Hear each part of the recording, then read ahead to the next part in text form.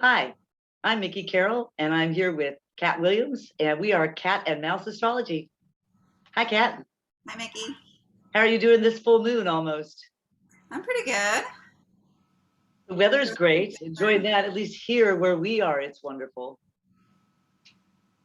which is So, weird yeah. because this is the time of year where it would be very bad to be in Kansas. hmm But for some reason, it's very nice to be in Kansas, and it's very bad to be everywhere else. Right. Climate change. Climate change. Yeah. Sitting in And the east spot. yeah, exactly. We got some stuff going on astrologically too. I don't know how that's fitting in with climate change, but we got a lot to talk about. hmm Um, should I bring up the board first, or you want to just chat for a little bit? Okay. Well, I thought I'd mention the T-square we just went through, Yes. because that is still, it's not like a configuration happens and then the next day it's gone. We're dealing with this Saturn Uranus square all year long and into 2022. So Saturn is that planet of stay the same, time, chronos, give it time, father time.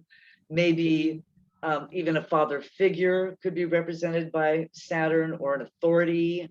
hmm And we had Saturn in Capricorn, just coming into Aquarius in the last 6 months. So Saturn went through a big change coming into Aquarius, and its rulership.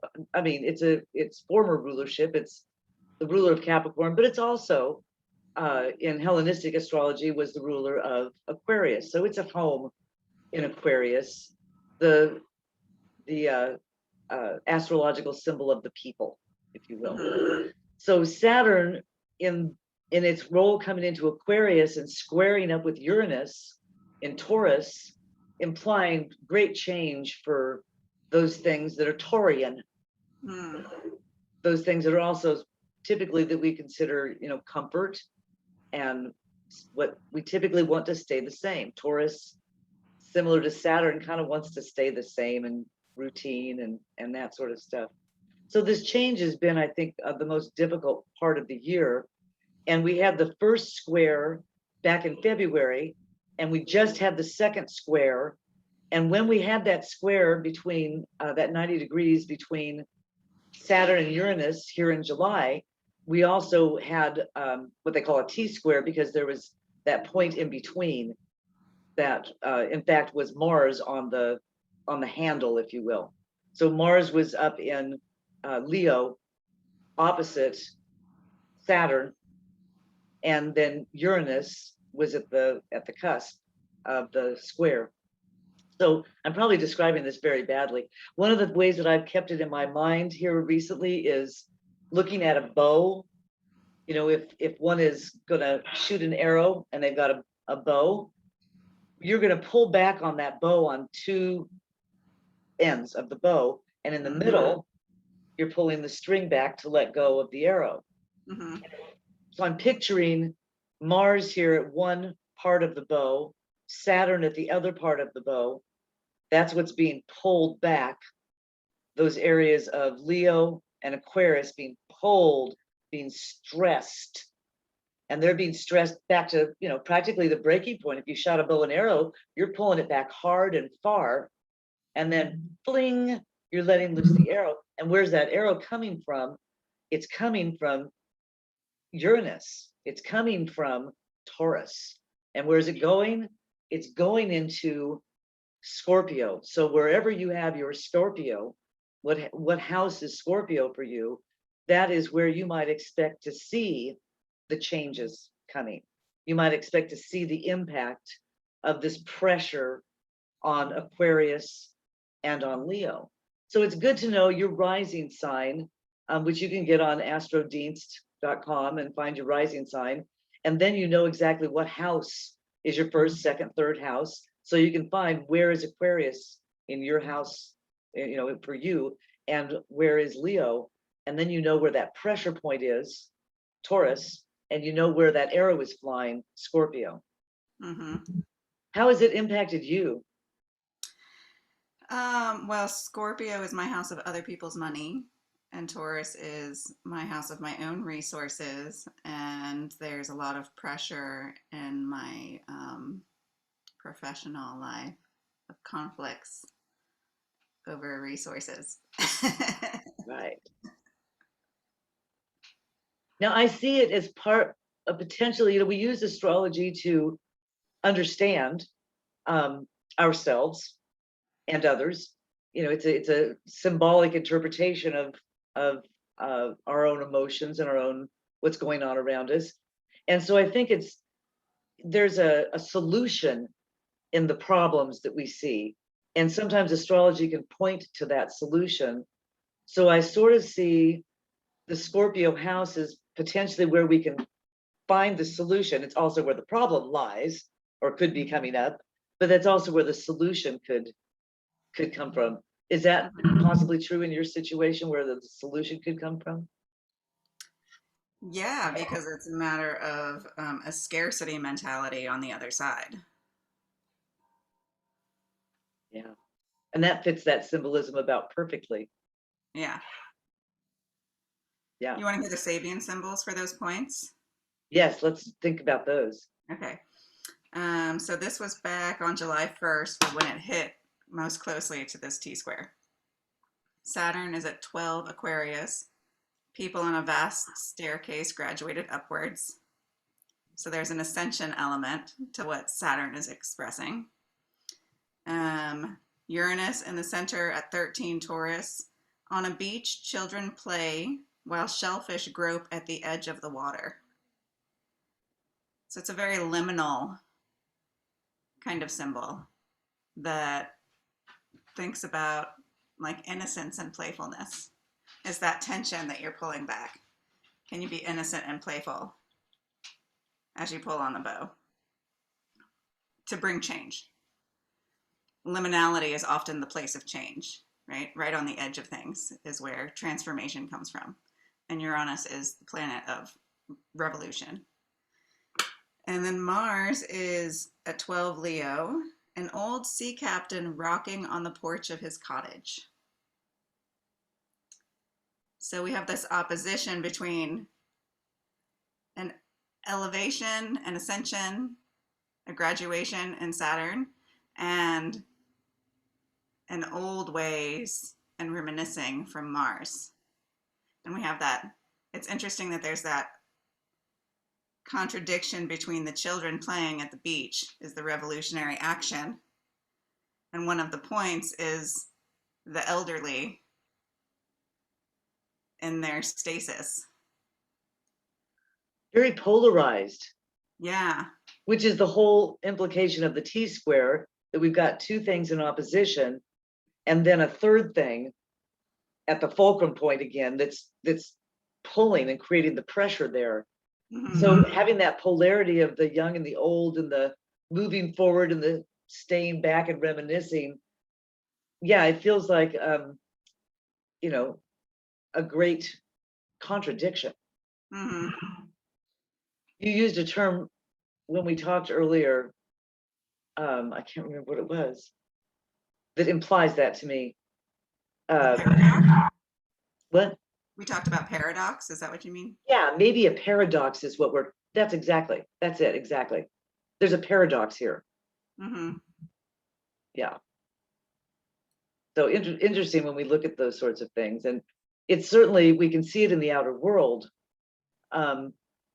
We've got, two major things that are happening three major things are happening in the news all the time that you'd have to be, hiding in a ashram with no internet service to not know about them. Climate change is one, obviously. In the United States, but not only here, also all over the world, there's the tension between authoritarianism and wanting to move into a different, for the people, Aquarian place, moving away from that Capricorn, where Pluto still is, to be fully into Aquarius, which again we talked about before. It doesn't mean it's all butterflies and unicorns. There are some issues with Aquarius as well. There's a dark and a light side to everything, but Aquarian for the people, that Aquarian concept that we may move away from the kind of authoritarianism is, I think, an ideal for a lot of people. But there is also that same paradoxical symbolism when we look at Aquarius, because that's also kind of I think of the Borg. That could be the worst case scenario of an Aquarian age, is that people are, all the same. We're all part of a hive. The hive mentality, I think, is considered by many to be an extreme, potentially negative perception of Aquarius, as opposed to the more flowers and butterflies, and we're all doing our own thing, happy perspective of Aquarius. Looking at that symbol in both ways, I feel like we really are at a crux as a society, as a world, as a people, in dealing with climate change, in dealing with what kind of a society we want to be a part of, live in, experience. And this change, I think, is momentous, and yet it's going to take maybe 100 years or more. So the Aquarian age doesn't really dawn until about 100, 120 years from now. But is there any real dawning? I mean, this is a graduation, a gradual change. And things do change much more drastically for us here as we in the United States go through our Pluto return. The United States has Pluto returning in its chart to where it was when we formed. And Pluto will, by 2024, I believe, leave Capricorn and enter Aquarius. Then we're going to be full on into some kind of change that all this stuff that's going on is building towards. Great. Yeah. So we're in the middle of stuff. I think, people are like, when's it going to be over? We thought, oh, COVID's over. Well, there's the third thing. COVID doesn't seem to be over. So, and some of the symbolism, Jupiter moving back into Aquarius, retrograde now, back into the sign of the people, making bigger, provides both a positive, a buffer for Saturn, but it also emphasizes distance between the people, a larger distance between the people. Saturn and Jupiter, more space between us. I think that there's some symbolism there that I've heard a lot of other astrologers talk about when our social distancing occurred was when Saturn and Jupiter both entered Aquarius. Yeah. So when they've had hard angles. So I think that, when we look at all three of these together, we still got social distancing going on, which is impacting us. We are the people in the sign of Aquarius. And we've got the social change going on with people polarized on both sides. And that's where I see the T-squares really acting out in larger society. Yeah. We see the polarization. Every time you listen to, anybody talk, you're going to hear different viewpoints, very polarized viewpoints. At the time of that T-square, there was also a trine between Jupiter and the North Node. And Jupiter was at the degree of, in a silent hour, a man receives inspiration that will change his life. Ooh. And that was trine to the North Node in Gemini at the degree of a quiver filled with arrows. That's interesting. Yeah. Well, I think it's just been an intense month, and all this, and it's more than one thing that's made it intense. And we've come off of an intense year and a half, right? Most people that I talk to talk about this year as though it's still 2020. Right. So I think that lets us know the feeling we're in. Our zeitgeist is, we're still in this place of polarization, maybe turmoil, and Pluto still digging stuff up to help transform us. Yeah. retrograde too. Yeah. And so much is going retrograde now, and we're going to have a lot retrograde here as we go into August too. So we're now in the place where we're looking back, right? So Jupiter going back, especially back into Aquarius, I've heard described by Austin Coptic as like Jupiter was on its own, headed off into, the happy sign of Pisces. Jupiter loves Pisces. Jupiter's at home in Pisces. Woohoo! Happy days. And yet Jupiter was called, come on back, we need your help. Yeah. Come on back here. You really buffered things, you helped things here. And again, maybe social distancing, part of it. So that may be part of the buffer. So Jupiter's going to go on back. We're now at almost 0 degrees of Aquarius. So Jupiter's going to step back into, 29 degrees, 0 degrees of Pisces. Jupiter's going to step back into Aquarius here within days. And we're going to be in a reminiscent place. Should I bring up the chart? Yeah. Share it. Can we see this? I can see it. Oh, is this the full moon chart? Okay. This is the full moon chart. I don't know why I left April on there. Forget that. It's not April. Not April. Ignore that. Always something I skip. I wanted to point out this full moon is exposing how our emotions are stuck between a hole and a hard place.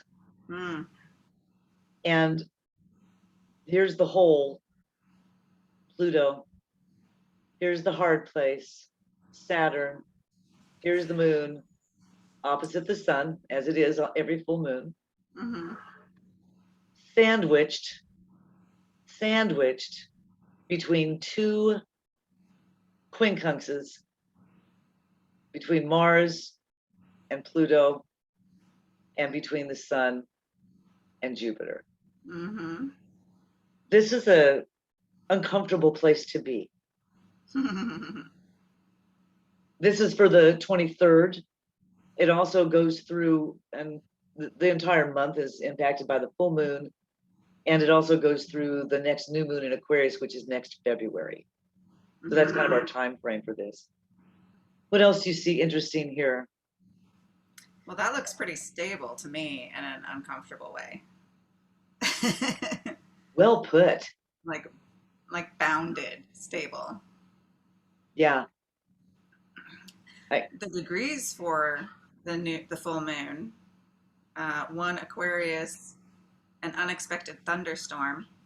Ooh. And this is where Saturn was almost a year ago when we had so much turmoil. That's right. That thunderstorm, that like tear stuff up. And then the sun is at 1 degrees Leo, an epidemic of mumps. Whoa. Yeah. Wow. Yeah. Jeez Louise, I don't like that at all. Okay, read both of those again. An unexpected thunderstorm, that's the moon. And the sun is at an epidemic of mumps. Well, for Pete's sake. Now the sun is well placed because it's in Leo, it's home. Yes. But it's also at its strongest. It's the moon, our emotions, that it's so poorly placed. Yeah. Between Pluto, there our deep dive, whatever unconscious things maybe we haven't dealt with. And I perceive this as we're stuck here. We're coming up to Saturn, which says stop. And we're right in between all that ucky stuff, which it may be beautiful, which you're pulling from your subconscious, maybe again, butterflies and unicorns. But I see, a lot of people are pulling stuff from their subconscious that are more like, Nazis and authoritarianism. Right. And we're stuck like, here. What's your view of the people? Yeah, because this is an Aquarius. That's right. Now we are moving towards the future. Pluto's the one left behind there in Capricorn. Saturn is fully into the sign of the people, but there's a stop sign. It's going back. It's not going to go back into Capricorn. No, it won't make it back to Capricorn. So there's also an opposition. The red lines are the oppositions. Mm-hmm. We also have an opposition between Jupiter and Venus. Yes. And that's a helpful one, actually, with the Sabians. Jupiter is at a crowded public marketplace, but Venus is at two guardian angels bringing protection. Sweet. Yeah. Read them So, both again, one more time. yeah. A crowded public marketplace and two guardian angels bringing protection. That's nice. We need a couple of guardian angels protecting the marketplace. And I don't mean money market, I just mean the in the people. marketplace. Yeah. I mean, if the marketplace represents a bunch of people together, Mm-hmm. Yeah, we could use some angels giving us a little bit of help as we get together. Right. Personally, I don't care about protecting the market.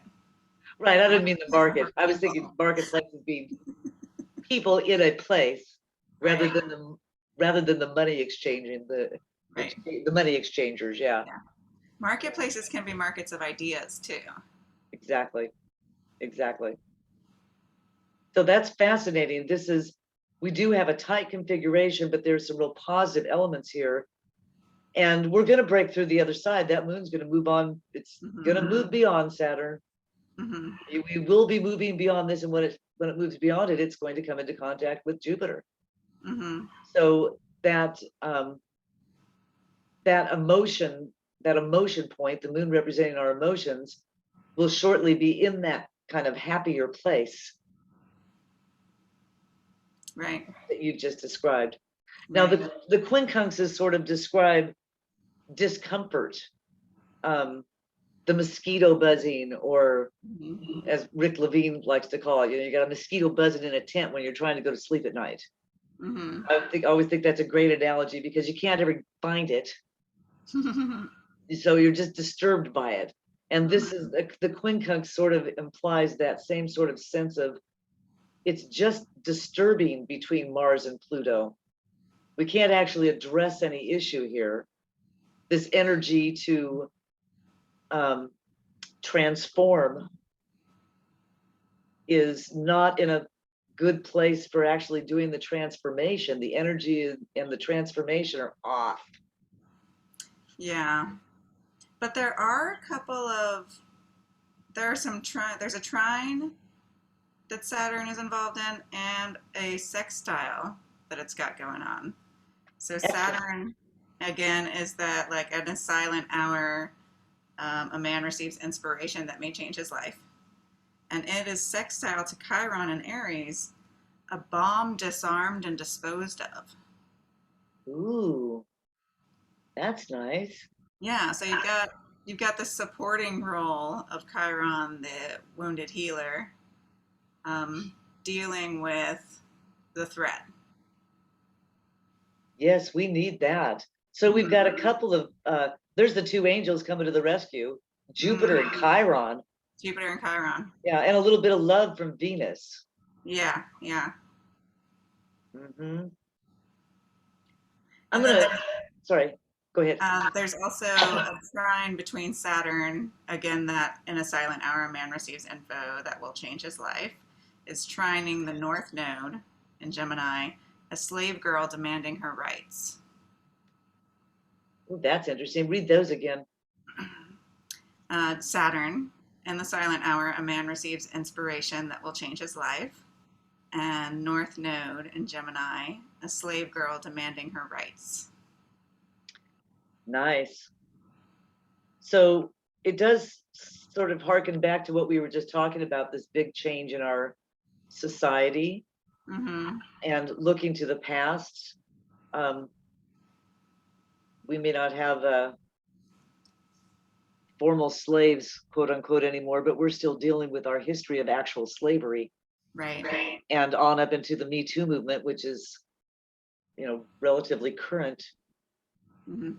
So there's a lot of symbol reminds me of a lot of things going on in our current society that obviously is impacted by this configuration, or this configuration is reflecting back to us what's Right. going on here. Yeah. These planets aren't doing anything, they're just reflecting what's going on. Mm-hmm. There may be some influence there too, but that's for another topic that we'll have to discuss. It's always both and. Saturn is our structure where we may be stuck. Again, that stop sign, it says slow down or stop completely. There's perspective provided by Saturn. It makes things real. Without Saturn, there's no backbone. And it returned to 10 Aquarius. Mm-hmm. So that's why we have, these, the man who had time, the man who had for a time become the embodiment of a popular ideal is made to realize that as a person, he is not this ideal. Mm. And I remember you read that symbol before when this was on 10 Aquarius, because we of course have 2 symbols for each Mm-hmm. Sabian point. And that seemed to still be very relevant in our society, that particular statement. People become the embodiment for an idea. That there's a perception that there is a man who is the embodiment of an ideal that's popular. Mm-hmm. Yeah. And some people see that man as wearing no clothes, an emperor with no clothes. And some people see that man as beautifully coiffed with a crown on his head. Right. So there's a big polarization that's happening right here, right now, that's continuing. As a matter of fact, we've gone back to it. Yeah. We've returned to 10 degrees Yeah. Aquarius with Saturn. Yeah. So that symbol with Saturn to me is telling us we're still stuck here in the same kind of place. I don't know about, what do you think of the other one, that a store filled with precious Oriental rugs for Pluto? That one it's been hanging out there and at the waterfall for a long time. I tend to think of that symbol as being simultaneously ancestral skills, and or adornments or comfort or beautification. There's so many ways you can look at the symbols. Right. But because of some of the other symbols around it, I tend to link that to a kind of ancestral skills thing. Yeah. And Pluto does represent, of course, our, again, generational, ancestral, and often subconscious ancestral. I mean, sort of what's going on in the polarization here in the United States and around the world seems to be based on subconscious ancestral perceptions that need to change. Mm-hmm. So as we, move, why are people talking about the Civil War that happened back in the 1800s? Why is it still so prevalent right now? And maybe, from one perspective, as an anthropologist to an anthropologist, we haven't disseminated as a society our own history enough to have it be conscious. And because it is not conscious, because it is still subconscious, it can come up and bite us in these really ugly ways. That comes back to that same symbolism we've talked about in the past of removing a scab so that you can clean the wound out, because while it's still festering underneath, it's never going to heal. So I don't know, there is some beauty that we have to recognize. We can't throw out the baby with the bathwater, right? There are precious Oriental rugs in our past that we want to hang on to, our Constitution, for example, or ideals that were part of the founding of the United States. And I come up with that because it's our United States Pluto return. So we want to hang on to those ideals. But at the same time, this country was based on slavery, was built on slavery.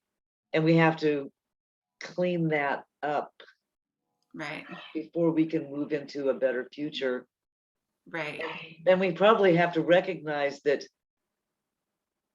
this person is not his ideal. It's not the ideal.